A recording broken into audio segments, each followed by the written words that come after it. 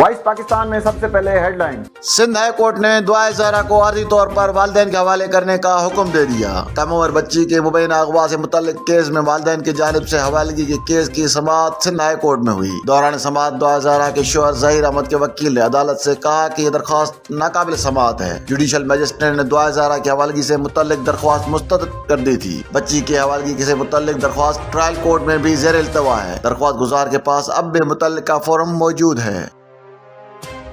अवामी मुस्लिम league के सरबराह शेख रशीद ने कहा है कि उनका और इमरान खान का एस्टेब्लिशमेंट से कोई राब्ता नहीं। ख्वाहिश है सबसे बड़ी सियासी जमात और एस्टेब्लिशमेंट के दरमियान अच्छे ताल्लुकात हों। लाहौर में इमरान खान से मुलाकात के बाद मीडिया से गुफ्तगू में शेख रशीद ने कहा कि आर्मी चीफ भी कह चुके हैं कि मुल्क नाजुक दौर से गुजर रहा है।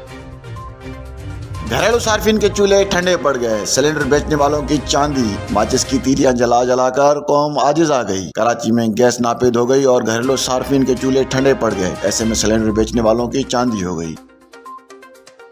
मुआवन खसूस इत्तलात खैबर पख्तूनख्वा बैरिस्टर मोहम्मद अली सैफ ने वजारत दाखिला पर इल्ज़ाम आयद करते हुए कहा कि चेयरमैन तहरीक इंसाफ इमरान खान पर हमले की साजिश वजारत दाखिला में तैयार हुई है।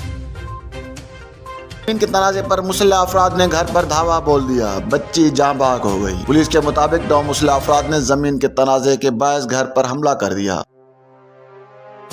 गुलिस्तानी जौहर में डकैती के दौरान मज़ाहमत पर खातून के कत्ल का मुकदमा शाहरा फैसल थाने में दर्ज कर लिया गया। पुलिस के मुताबिक मुकदमा खातून के भाई की मुद्दत में दर्ज किया गया है, जिसमें कत्ल और डकैती के दफात शामिल किए गए हैं। गंदा खां में दरगाह फैसल फकीर के खिदमतगार और क्लासिकल मौसीकी के नामवर सूफी गुलूकार मरहूम उस्ताद बगन फकीर दिनारी की याद में 13वीं की शब मच कचहरी का एहतमाम किया गया। हेडलाइंस आपने जानी, बढ़ते हैं तफसीलात के जाने।